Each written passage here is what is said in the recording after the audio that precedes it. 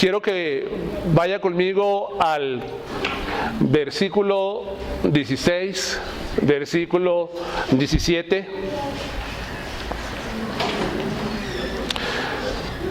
Llevamos 3 domingos hablando sobre la introducción y el propósito de Pablo para con los romanos, para ir a visitarlos.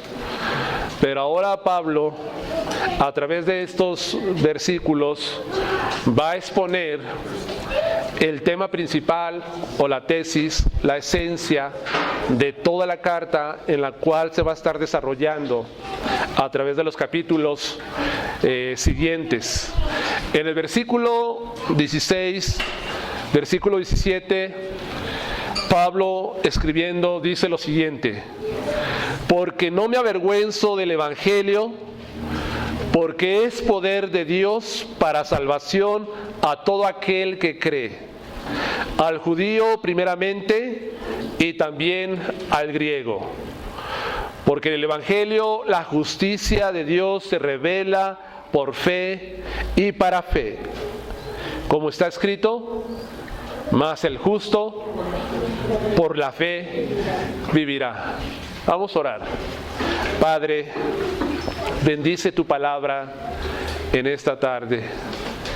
Gracias, Señor, porque tú a través de ella nos muestras siempre el camino por el cual debemos andar.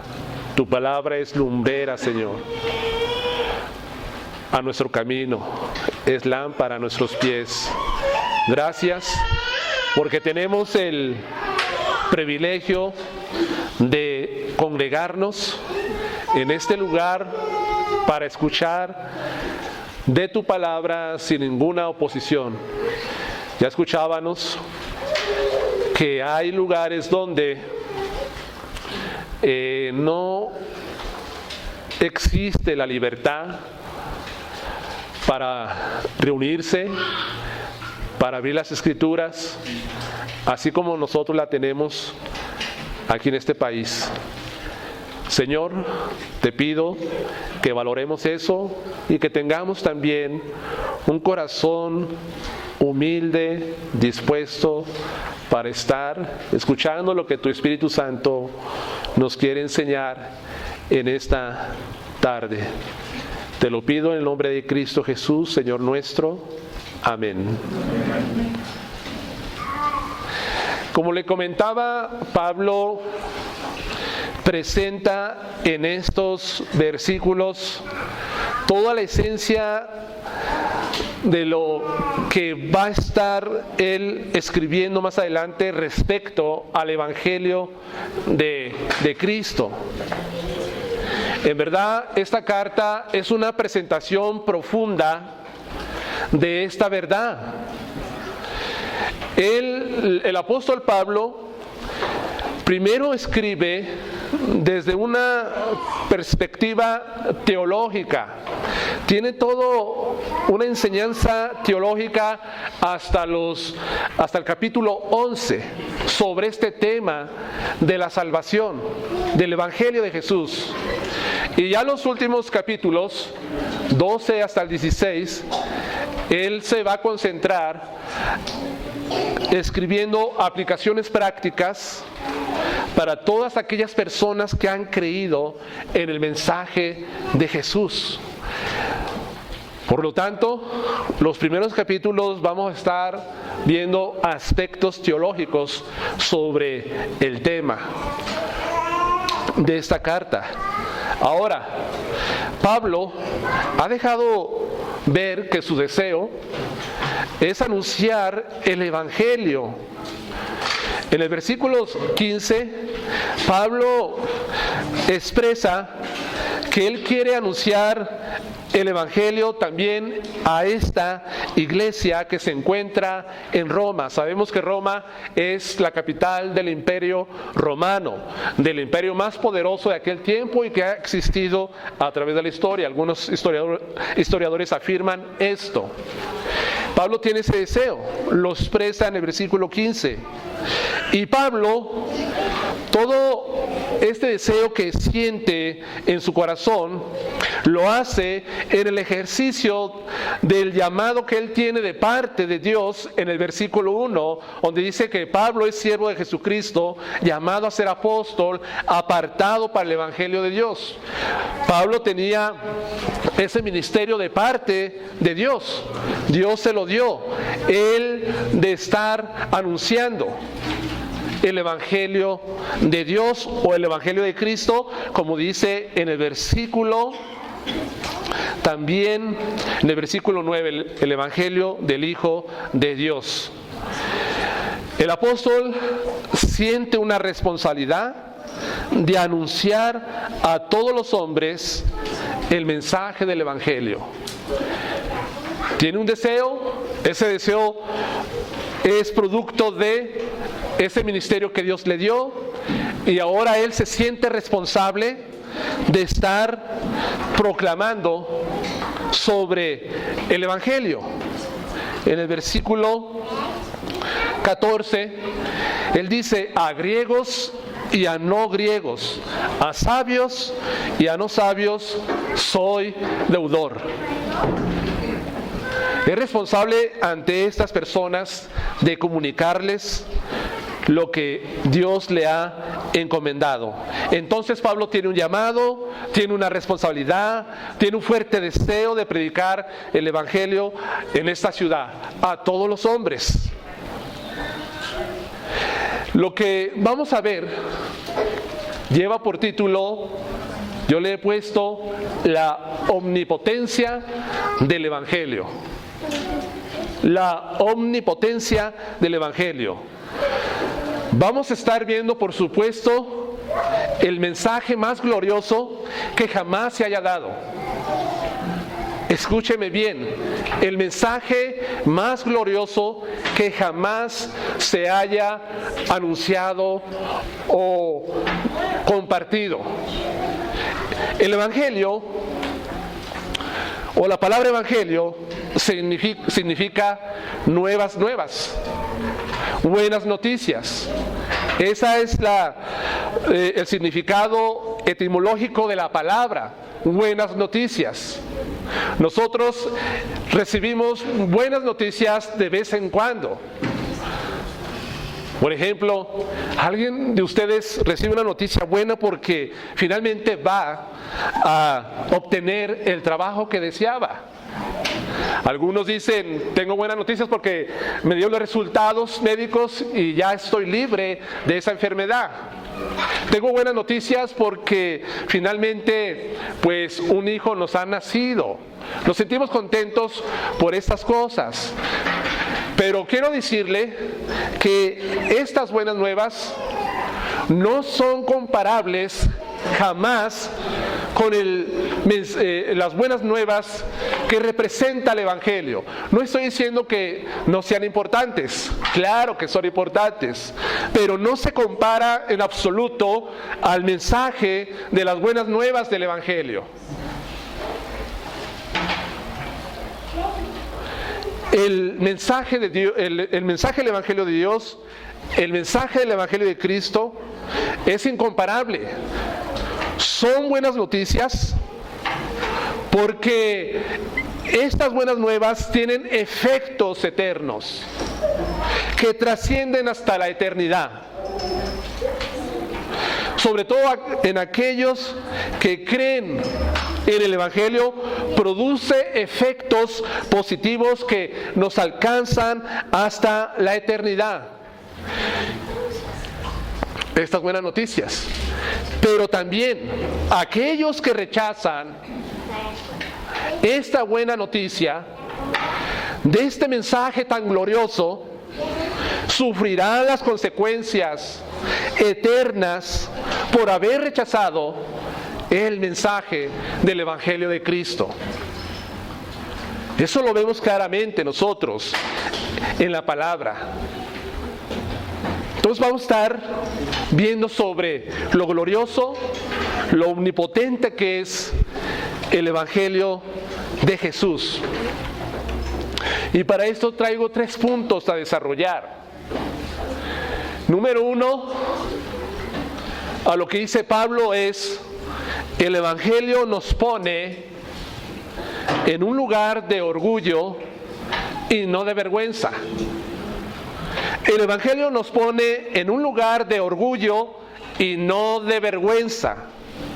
Para Pablo, anunciar el Evangelio no era nada humillante. Él dice en el versículo 16: porque no me avergüenzo del Evangelio. Para mí no es nada humillante anunciarles estas buenas noticias, darles este mensaje. No es vergonzoso, a pesar de que el mensaje no fuera tan popular en la cultura romana. Para los romanos, humanamente hablando, el mensaje era vergonzoso. ¿Por qué era vergonzoso este mensaje? Ya que proclamaba a un crucificado que fue odiado por los judíos y condenado a muerte por los romanos. No era nada atractivo ese mensaje para muchos de los romanos, para la cultura de aquel tiempo. De hecho, este mensaje de las buenas nuevas incluye precisamente la muerte de Cristo siendo crucificado en la cruz por el poder romano. El mensaje de Cristo nunca se le puede quitar lo que Cristo sufrió o lo que Cristo padeció, cómo murió en la cruz. De hecho, el apóstol Pablo, en otra sección de las Escrituras, en 1 Corintios, capítulo 15, en el versículo 3 y 4, él habla sobre el Evangelio de una forma definida. Y Pablo dice que él está enseñando a la iglesia de los Corintios lo que él también recibió, lo que le fue dado a Pablo. A Pablo se le dio ese mensaje de un crucificado, de alguien que murió en la cruz, que fue Cristo, el Señor. Porque Pablo dice en esta sección que mencioné: porque primeramente os he enseñado lo que asimismo recibí, que Cristo murió por nuestros pecados conforme a las Escrituras, y que fue sepultado y que resucitó al tercer día conforme a las Escrituras. El Evangelio definido es muerte, sepultura y resurrección de Cristo. Un mensaje que no era nada atractivo para aquel tiempo.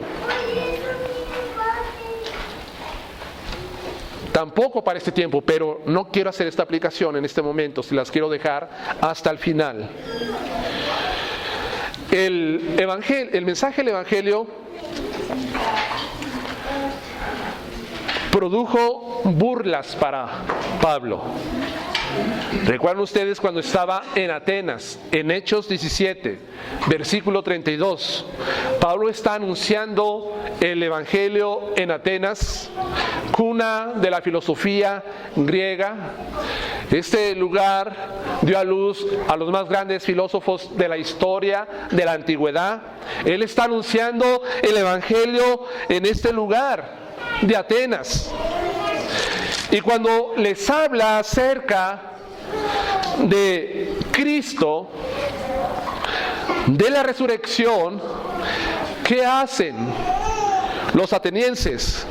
Pero cuando oyeron de la resurrección de los muertos, que es parte integral del Evangelio, la resurrección, unos se burlaban y otros decían: te oiremos acerca de esto otra vez. Está diciendo Lucas que se burlaron de Pablo y tal vez lo catalogaron como una persona tonta, ignorante, insensata. ¿Cómo puede creer él estas cosas? Nosotros somos personas educadas, cultas. ¿Cómo nos puede hablar sobre que viene una resurrección y a través se va a llevar a cabo porque murió alguien primero como primicia y luego nosotros vamos a resucitar? Se burlaron de Pablo.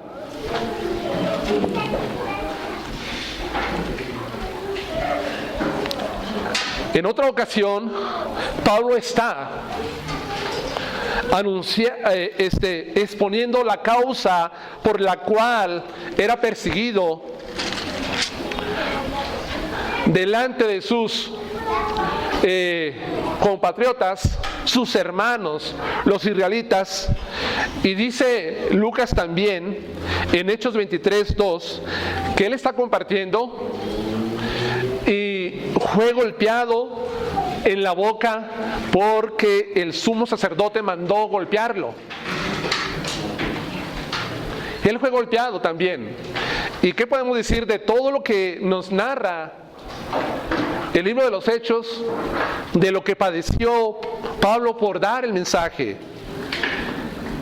Pablo también escribiendo a otra iglesia de los Corintios, en el capítulo 4, versículo 10, en la primera al 13, él está diciendo: nosotros somos insensatos por amor de Cristo, mas vosotros prudentes en Cristo, nosotros débiles, mas vosotros fuertes, vosotros honorables, mas nosotros despreciados. Fíjese, despreciados. Hasta ahora padecemos hambre, tenemos sed, estamos desnudos, somos abofeteados y no tenemos morada fija. Nos fatigamos trabajando con nuestras propias manos, nos maldicen y bendecimos. Padecemos persecución y lo soportamos. Nos difaman y rogamos. Hemos venido a ser hasta ahora como la escoria del mundo, el desecho de todos. Todo lo que Pablo describe aquí fueron experiencias desagradables para él y para sus compañeros que anunciaban, que proclamaban el Evangelio de Jesús. Todas estas circunstancias podrían ser una razón suficiente que pudiera provocar un tipo de vergüenza en Pablo, sentirse apenado y avergonzado por el mensaje. Pero al contrario, Pablo, en vez de sentir vergüenza, él sentía orgullo. Estaba orgulloso del Evangelio, Pablo. Si volvemos a Romanos 1:16, aquí habla Pablo: porque no me avergüenzo del Evangelio. Pero ya estudiando un poco más a profundidad, él está escribiendo de una forma literaria que se conoce como litote. ¿Qué quiere decir esto? Que se escribe de tal forma, pero se quiere dar a entender otra cosa. Por ejemplo, qué pequeño susto me diste. Estamos diciendo que no fue un susto pequeño, sino que fue un susto grandote que recibimos. Es la forma literaria que él escribe aquí ya en los originales. Él quiere decir lo opuesto a eso. El comentarista William Barclay, así en su comentario sobre Romanos, al iniciar esta sección, él escribe: estoy orgulloso del Evangelio, porque es el poder de Dios que les produce salvación a todos los que creen. En vez de escribir, porque no me avergüenzo del Evangelio, escribe: estoy orgulloso del Evangelio. No estoy avergonzado de él. Pablo también en otras ocasiones trata de animar a uno de sus discípulos a no sentir vergüenza, sino orgullo de dar testimonio de Cristo. En la 2 Timoteo capítulo 1, versículo 7 y 8, dice: porque no nos ha dado Dios espíritu de cobardía, sino de poder, de amor y dominio propio. Por tanto, no te avergüences de dar testimonio de nuestro Señor, ni de mí, preso suyo, sino participa en las aflicciones por el Evangelio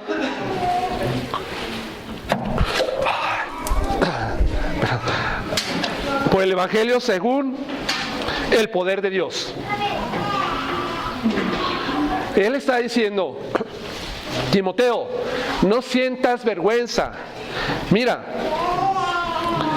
en el tiempo que este Timoteo era pastor de la iglesia en Éfeso, el dar testimonio de Cristo estaba penado. Era un crimen. Se castigaba el dar testimonio. Gracias. Sí, está bien así. Se castigaba dar testimonio. Le decía. De tal manera que todo aquel que lo hacía era perseguido. Y Pablo dice: no te avergüences, Timoteo. Debes estar dispuesto a sufrir por el Evangelio. Pablo mismo dijo, gracias. Pablo mismo dijo en esta misma carta, recordándole a Timoteo que él no se avergonzaba, en el versículo 12, por lo cual asimismo padezco esto, pero no me avergüenzo porque yo sé en quién he creído y estoy seguro que es poderoso para guardar mi depósito para aquel día. Y en el versículo 16 habla de un hombre llamado Onesíforo, que tampoco se avergonzó del Evangelio ni de Pablo. Él dice: tenga el Señor misericordia de la casa de Onesíforo, porque muchas veces me confortó y no se avergonzó de mis cadenas. Con estos textos y con lo que escribe Pablo, prácticamente está diciendo Pablo lo siguiente: no me avergüenzo de llamarme cristiano. Al contrario, estoy orgulloso de serlo. Y esto me lleva a proclamar mi fe. Eso está diciendo Pablo, básicamente. Ahora, como punto número 2, ¿por qué Pablo no se avergonzaba? El Evangelio es el único medio por el cual el hombre ha de ser salvo.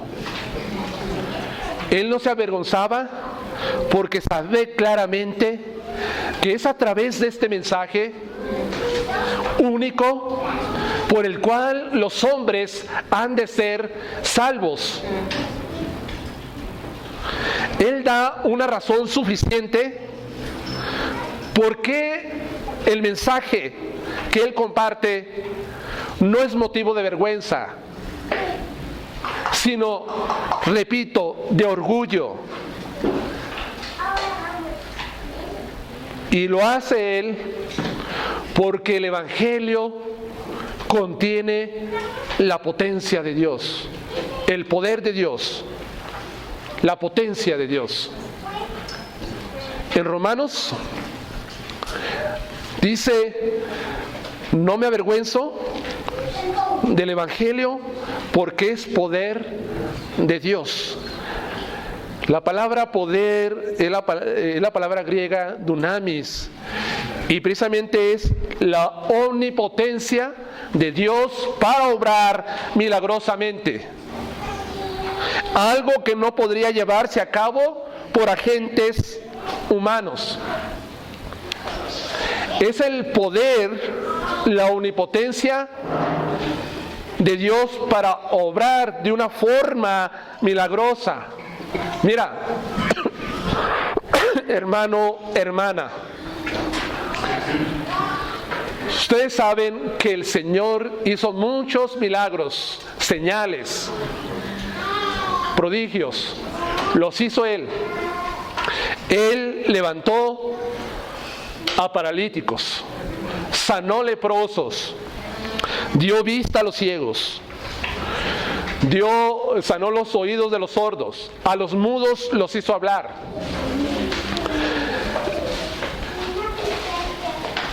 Expulsó demonios de las personas.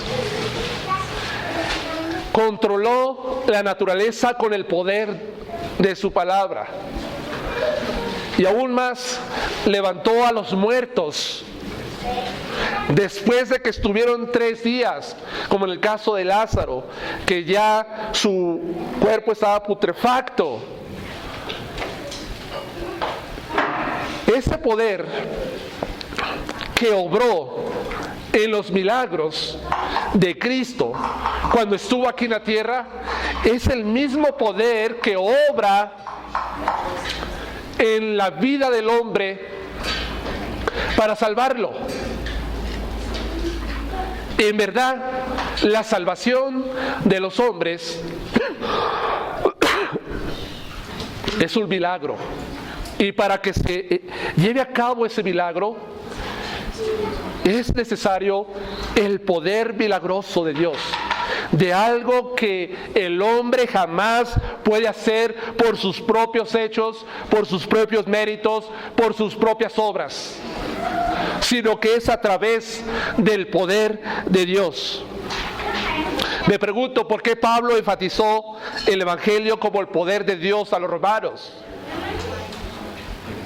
¿Por qué enfatizó Pablo que era poder de Dios el Evangelio? Él ha escrito a la carta a los Corintios en el capítulo 1, versículo 24, estas palabras: mas para los llamados, así judíos como griegos, Cristo poder de Dios y sabiduría de Dios. Para los llamados, así judíos como griegos, Cristo es poder de Dios y sabiduría de Dios. Corintio era una ciudad griega. Y como griegos, ellos concedían cierta prioridad a la sabiduría.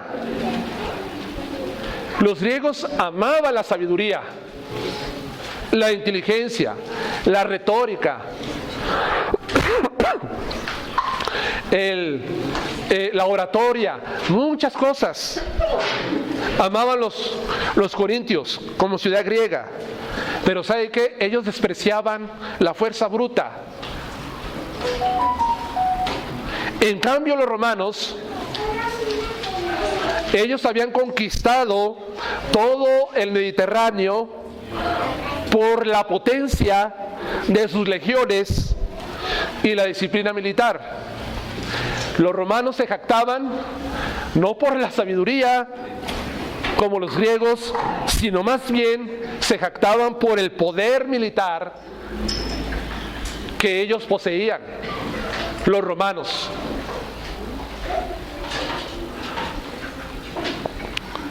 Los griegos miraron con insensatez el mensaje de la cruz. Es necio ese mensaje, no es para nosotros. Y los romanos miraron la supuesta flaqueza o debilidad del mensaje del Evangelio. No lo podemos reconocer. ¿Por qué?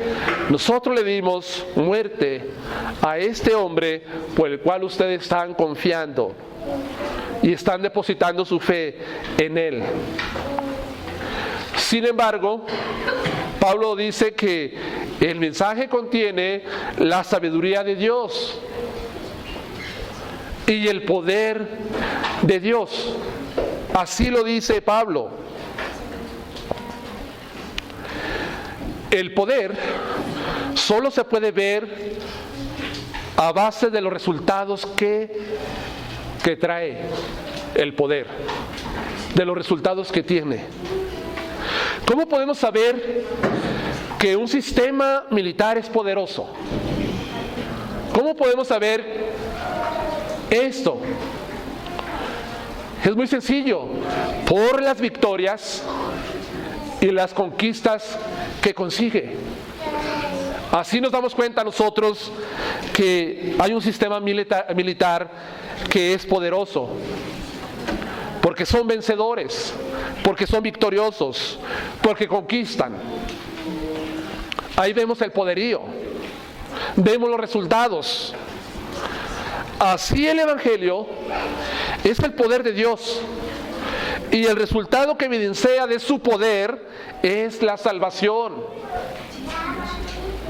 El resultado de ese poder y de saber que es poderoso es por la salvación que produce en el hombre. Porque Pablo continúa diciendo en versículo 16, porque es poder de Dios para salvación.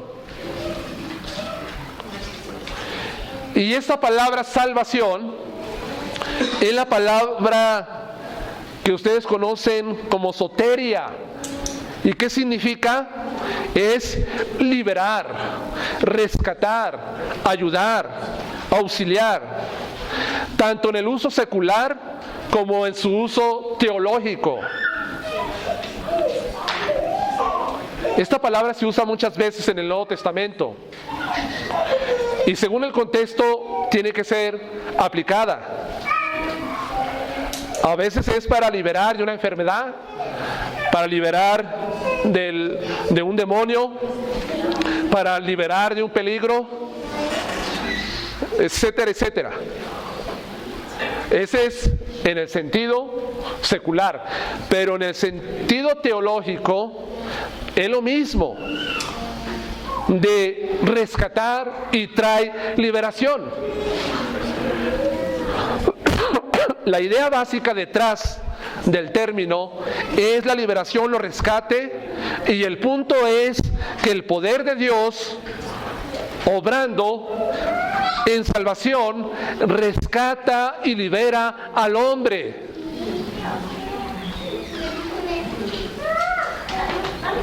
Este poder te rescata y te libera. Pero ahora tú puedes decir, ¿de qué nos rescata? ¿De qué nos libera el mensaje del Evangelio? ¿De qué me libera? ¿Acaso no soy libre? ¿No soy libre? Claro que somos libres, pero hay un problema muy grande que muchos desconocen o quieren ignorar voluntariamente.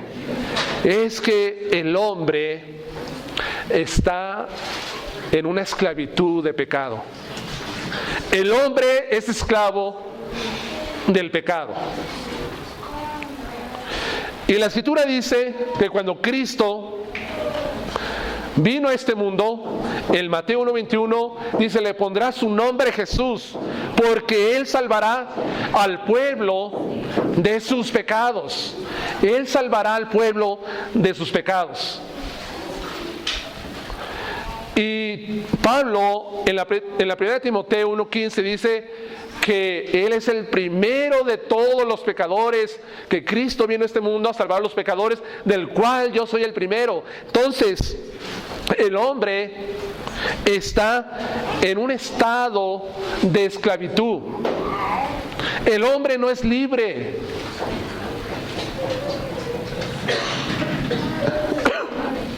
Y el Evangelio lo hace libre, lo libera. Jesús dijo, si el Hijo os libertare, seremos verdaderamente libres. Y a mí me llama la atención esa palabra que dice verdaderamente libres. Verdaderamente libres. Y pregunto, ¿por qué muchos de los cristianos todavía siguen en la esclavitud? viviendo como esclavos, sometidos al pecado, y el pecado los toma como títeres y a su merced. ¿Qué acaso no dice la Escritura que la salvación realmente los hace libres del pecado? Eso dice la palabra de Dios. Es que yo no puedo, hermano, con este pecado. No puedo dejarlo. No puedo liberarme de él. Me es muy difícil. Aquí dice la palabra de Dios que Él te hace libre. Él libera para no estar en la esclavitud.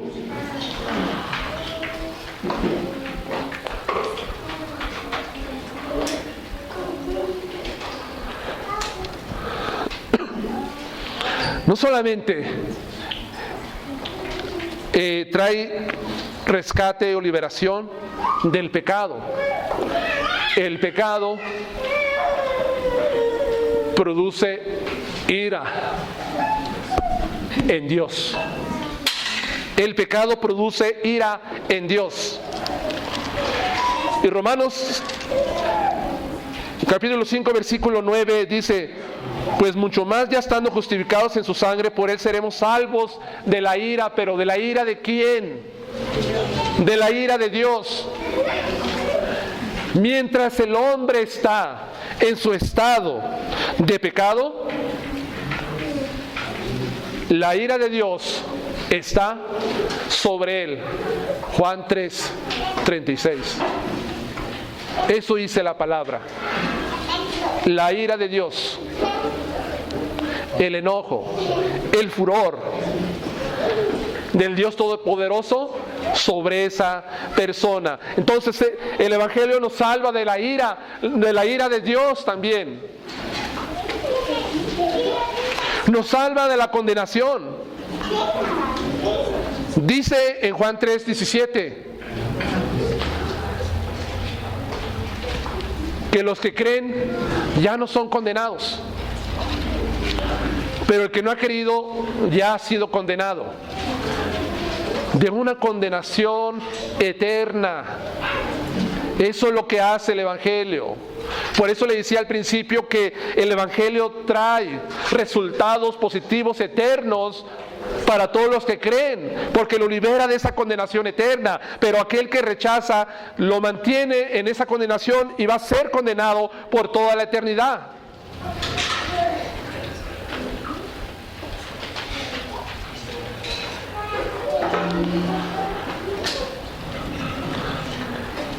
Además, también libera de un estado perdido, porque el Hijo de Dios vino a buscar y a salvar lo que se había perdido. Lucas 19:10. El Evangelio nos rescata también de una muerte espiritual. En Efesios capítulo 2, versículo 1 y 2 dice: Él nos dio vida a vosotros cuando estabais muertos en vuestros delitos y pecados, en los cuales anduviste en otro tiempo, siguiendo la corriente de este mundo, conforme al príncipe de la potestad del aire, el espíritu que ahora opera en los hijos de desobediencia. Rescata de la muerte espiritual. Mientras la gente esté sin el Evangelio, se mantiene muerto espiritualmente. La gente está muerta, la mayoría de las personas en este mundo, de acuerdo a Pablo. Pero a través del Evangelio, nosotros recibimos vida espiritual. Ese movimiento ahora sí de acercarnos a Dios, hacia Él, y estar en ese ejercicio de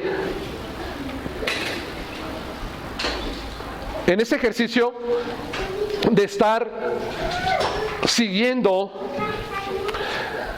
el camino de Dios ahora. Pero mientras el hombre no tenga esa vida espiritual, está muerto y no puede tener ningún tipo de movimiento, dirección hacia Dios. ¿Por qué? Porque está muerto. Ahora, esta salvación soteria de la que escribe Pablo en este versículo, tiene un tiempo la salvación. En el pasado, Él nos libera de la paga del pecado. De la paga, porque la paga del pecado es muerte. Romanos 6:23. En el pasado, de la paga. ¿Qué hace ahora? Nos justifica. Vamos a hablar más adelante, los domingos que vienen, sobre la justificación. Nos justifica. Ya no tenemos que pagar, no somos culpables delante de Dios para pagar por nuestro pecado. En el presente, el poder del Evangelio está en que nos libera del pecado. En el pasado la paga, en el presente del pecado. ¿Cómo? A través de la santificación. El pecado está perdiendo poder más y más en la vida del cristiano. ¿Por qué? Porque Dios lo está liberando de ese poder que se enseñoreaba, o sea, del pecado que se enseñoreaba sobre él. Ahora, a través de la santificación, el cristiano está siendo libre y está en las condiciones propicias para estar mortificando el pecado y que ya no se enseñoree de él. Como le decía, estar mortificando el pecado. Hay un buen libro que lo escribió un puritano que se llama La mortificación del pecado, escrito por John Owen. Se lo recomiendo, hermanos, porque habla mucho acerca de esto. En el futuro, el Evangelio nos libera de la ausencia del pecado.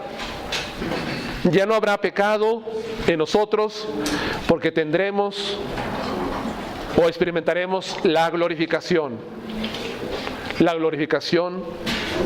de nuestros cuerpos. Entonces, viendo todo esto que les acabo de mencionar, el Evangelio es el poder de Dios para salvar al hombre de la ruina espiritual en que se encuentra. Por eso Pablo no se avergonzaba del mensaje, de las buenas nuevas.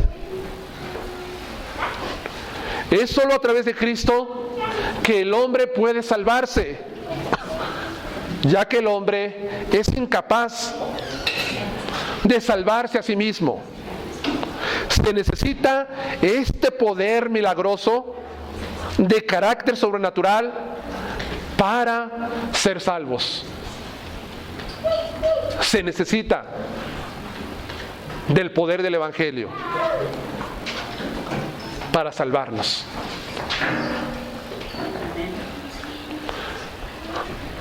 Ahora, hermanos,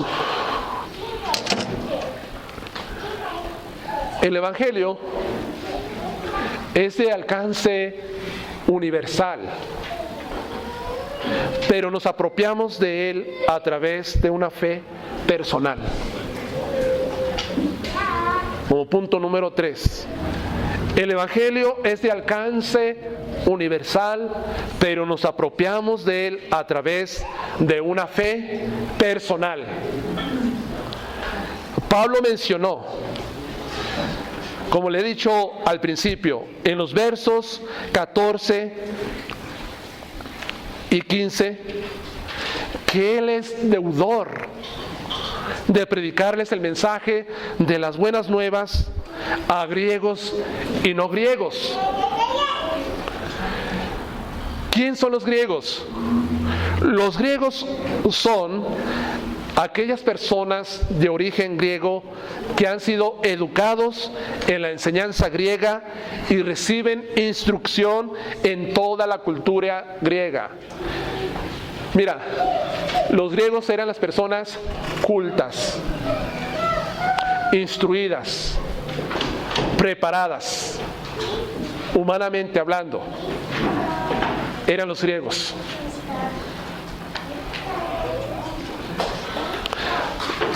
Los no griegos son aquellas personas que adoptaron la cultura griega, que se les conoce como helenistas, que no eran tan cultos, tan instruidos, tan sabios como los griegos. Son a ellos. Y Pablo sigue diciendo a sabios, o sea, personas instruidas, cultas, a no sabios, aquellos que son toscos, sin educación. Él dice en el versículo 14, pero el 15 dice que está en deuda y tiene esa responsabilidad de anunciarles a todas las personas, sean cultas, sean sabias, sean ignorantes, sean reyes, sean plebeyos, sean obreros, sean ejecutivos, sean maestros, sean académicos, sean estudiantes, sean panaderos, sean carpinteros, sean científicos, sea lo que sea, todos necesitan el Evangelio de Jesús. Dice Pablo que este mensaje es de alcance para todos. El campo de acción del Evangelio no admite fronteras entre los pueblos. No hace distinción. No hay una frontera que dice el Evangelio, aquí no entras. Aquí solamente el Evangelio es para este sector del mundo, para este pueblo exclusivamente. No. Su acción pasa fronteras, sean judíos o sean griegos, sean de diferentes niveles de cultura. El mensaje es para todos porque todos necesitan el Evangelio. Todos lo necesitan. Toda persona, por cuanto todos pecaron, están destituidos de la gloria de Dios. Dice Pablo más adelante, todos pecaron. Aquí todos somos pecadores. Llevemos un traje o llevemos una pala, un martillo, todos somos pecadores. Por eso todos necesitan el Evangelio. Y Él lo dice, para salvación a todo aquel que cree. Los beneficios de la salvación son solo para aquellos que creen de forma personal, aunque se tienen que predicar a todas las personas, a todo el mundo, pero los beneficios de ser salvo son solo para aquellos que creen de una forma personal en el mensaje. La frase todo aquel no deja a nadie fuera del alcance del Evangelio.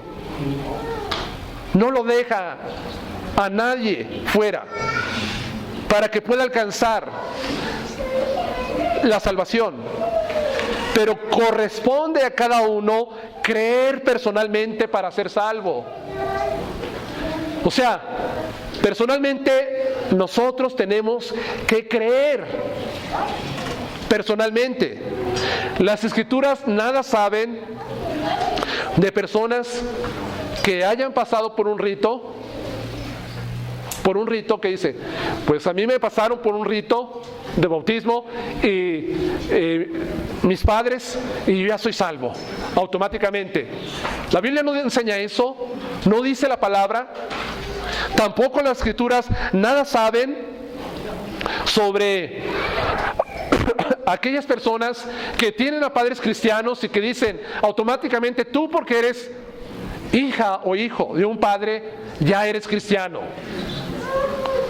Se desconoce eso. Mucho menos las Escrituras nada saben en cuanto por el hecho de haber nacido en un país cristiano ya eres salvo. Claro que no. Se necesita creer personalmente en el Evangelio. personalmente. Yo lo tengo que decir a mi hijo, tienes que creer en el Evangelio. A mi esposa, tienes que creer. A mis nietos, y cuando me den nietos, vas a creer en el Evangelio. No creas que esta fe es transferible para que te beneficie a ti por el hecho de que yo creo y porque predico el Evangelio. Tú necesitas creer personalmente. Esto no es como la gente a veces piensa aquí en México. Yo tengo a un sobrino que es sacerdote, una nieta que es monja, y seguramente porque ella es monja y porque es sacerdote, esto me va a dar oportunidad para entrar al cielo. Y mientras yo le voy a apoyar lavándole la ropa, apoyándole mientras su preparación formal, etcétera, etcétera. Esto a nosotros nos beneficia, familia, que tengamos un sacerdote en la casa. No quiero pensar que algunos piensen, esto nos beneficia, que tengamos un hijo que está estudiando el seminario, que tengamos un hijo que es pastor, que tenemos una hija que es misionera. No, eso no. No nos beneficia en el sentido de que se transfiere eso de su fe a nosotros para ser salvo. Tiene que ser exclusivamente personal. Creer personalmente. Esto es lo que enseña la palabra de Dios. Ahora, creer no solamente es el asentamiento intelectual, sino una entrega total a Cristo. La palabra creer, que dice aquí Pablo, es una palabra que se escribe pisteu, no pistear, pisteu. Porque pistear es como tomar aquí, vamos a pistear, es pisteu. Y esta es una palabra profunda, hermanos. Y quiero leerles el comentario bíblico de Moody.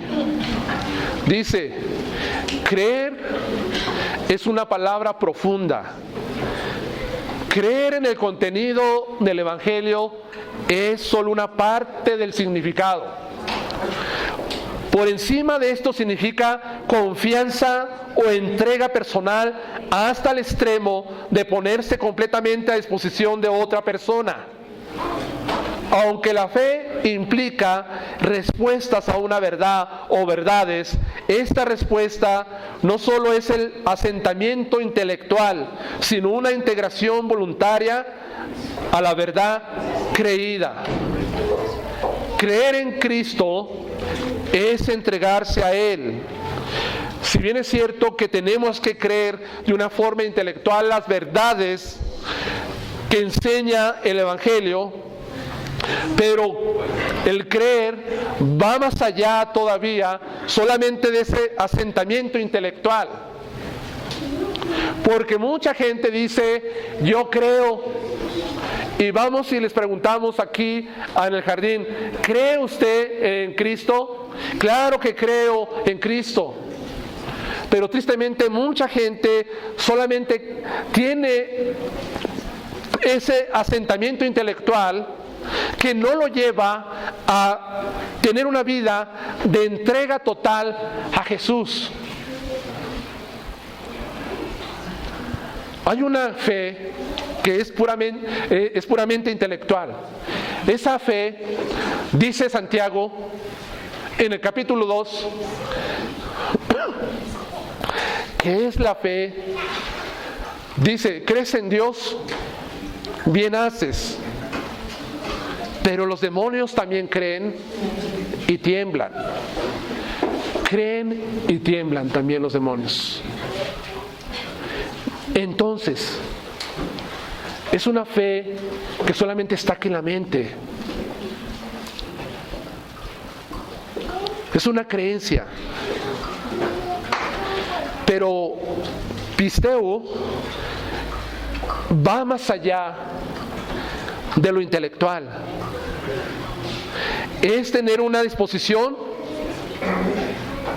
completa a entregarse a la otra persona. Una confianza total. Se requiere creer también lo que Cristo, Él ha hecho en la cruz, que yo diga, yo no me puedo salvar a mí mismo, soy incapaz, mis méritos, mis obras, todo lo que haga, no son lo suficiente para salvarme. Pero ver a la cruz de Cristo y verlo crucificado, colgando en esa cruz, allí está lo que realmente es suficiente para salvarme, porque Él dijo antes de morir, consumado es, que quiere decir completo está. Ya la salvación me la puede dar Él. Él es suficiente, Cristo es suficiente. Yo creo en esto. Quiero despojarme de mi equipaje, de todo lo que traigo, mi sabiduría, mi entendimiento, mis obras, mis buenas acciones, mi generosidad, todo, mis rezos, mis letanías, mis rosarios, todo lo quiero quitar, porque esto no me salva a mí. Lo que me salva es Cristo. Él es suficiente. Eso es a lo que dice que tiene que creer. Pero, hermanos, como le decía, también esta fe es una entrega total. Es una entrega total que produce seriedad moral. Produce seriedad moral. ¿Qué quiere decir? Que no estamos jugando. No estamos jugando, yo soy cristiano, como todo el mundo se llama hoy cristiano. Y parece que hubo un tiempo que el cristianismo era una moda. Y muchos querían ser cristianos, artistas, deportistas, etcétera, muchos. Y lo tomaban de una forma tan trivial, no con mucha importancia. No, creer en el Evangelio es tener pues esa seriedad moral. Ser serios al mensaje, ser serios a la palabra, ser serios al camino de Cristo. Andar con seriedad. Dedicación, dedicarnos, consagrarnos en todas las áreas de nuestras vidas. Eso significa creer, dedicarse, consagrarse en toda la área o áreas de su vida, manifestaciones de su vida. Eso es el creer en Jesús. Eso es lo que hace el Evangelio. Eso es lo que es la omnipotencia de Dios, todo poder del Señor. Para terminar, quiero hacer unas aplicaciones rápido, hermanos, de lo que hemos venido hablando. Número 1, no se avergüence de llamarse cristiano, aunque el Evangelio no sea popular, y más en este tiempo. Aunque se ridiculice la palabra de Dios, se ridiculice a Cristo, aunque las personas vayan en dirección opuesta por el camino ancho y usted va por el camino angosto, no se avergüence de llamarse cristiano. Y qué difícil es a veces, ¿verdad? Estar en un grupo de personas y que te digan, eres cristiano, y quiere usted voltear la mirada para muchos lados. Qué difícil a veces de decir, claro, soy cristiano por la gracia de Dios. Soy cristiano por la gracia de nuestro Dios. Jóvenes, no se avergüencen de llamarse cristianos. Ahí tenemos un personaje que tenía todas las razones para avergonzarse, pero al contrario dijo, estoy orgulloso de anunciar este mensaje y ser cristiano. Debemos continuar predicando el mensaje. independientemente si sea aceptable o no sea. Es nuestro deber aprender de Pablo que es su responsabilidad predicar el mensaje. Número 2, el poder está en el Evangelio. El poder está en el Evangelio para salvación, no en nuestros métodos o estrategias. No está el poder en el predicador, por muy buen oratoria que tenga. No está en tener una plataforma aquí con luces y pantallas y buenas sillas y tener un buen espectáculo. No está el poder allí. No está el poder ni siquiera en el dinero.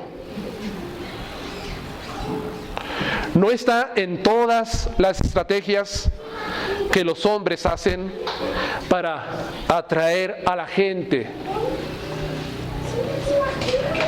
No está en las cosas pragmáticas. No debemos cambiar el mensaje para hacerlo más atractivo. No tenemos que cambiar este mensaje para que sea más atractivo a las personas. Fíjese lo que escribe un comentarista. La impopularidad de un Cristo crucificado ha impulsado a muchos a presentar un mensaje que sea más apetecible para el gusto del incrédulo. Pero despojarlo de la ofensa de la cruz siempre se convierte en algo carente de eficacia. No cambiar el mensaje, como hoy en día se cambia. No estar diciendo, ¿quieres ser sano? Ven. ¿Quieres ser feliz? Ven a Cristo. ¿Quieres tener éxito? Ven a Jesús. No, hermanos, no presentar ese tipo de mensaje que el mundo quiere escuchar, sino que el mensaje siempre confronta y desafía al hombre en su carne.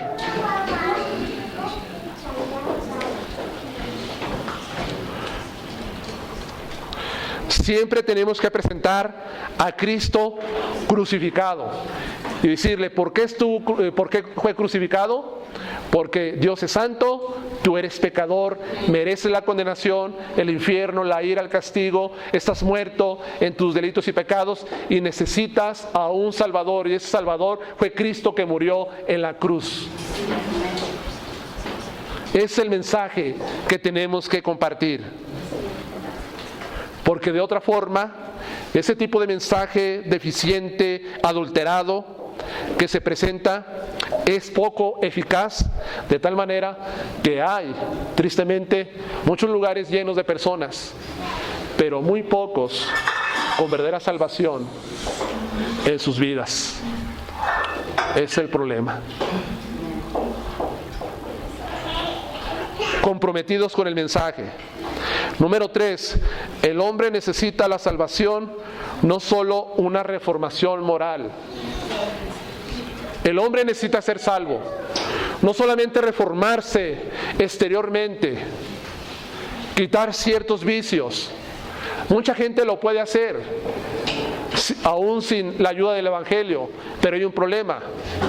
Esa persona que es una persona moral, humanamente hablando, buen hombre, buena mujer, tiene el problema más grande en su vida, que es que su corazón es negro, alejado y apartado de Dios. El Evangelio no solamente reforma exteriormente, moralmente, el Evangelio convierte de dentro hacia afuera. Eso es lo que hace el Evangelio. El Evangelio trae una verdadera transformación integral en la vida de los hombres.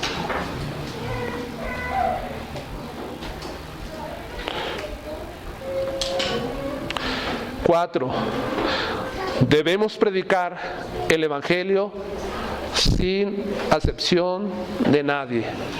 Todos necesitan ser salvos. Todos necesitan ser salvos, sin acepción de nadie. Que no se encuentre usted con una persona que dice, no, esa persona está bien preparada, ¿qué le voy a decir yo? No, aún necesita el Evangelio, aún lo necesita. Y que no diga, yo voy solamente con los más simples y les predico porque es más fácil para ellos. No, todos necesitan el Evangelio. Estas son las verdades que aprendemos en esta tarde, en este mensaje. Que Dios les bendiga, hermanos.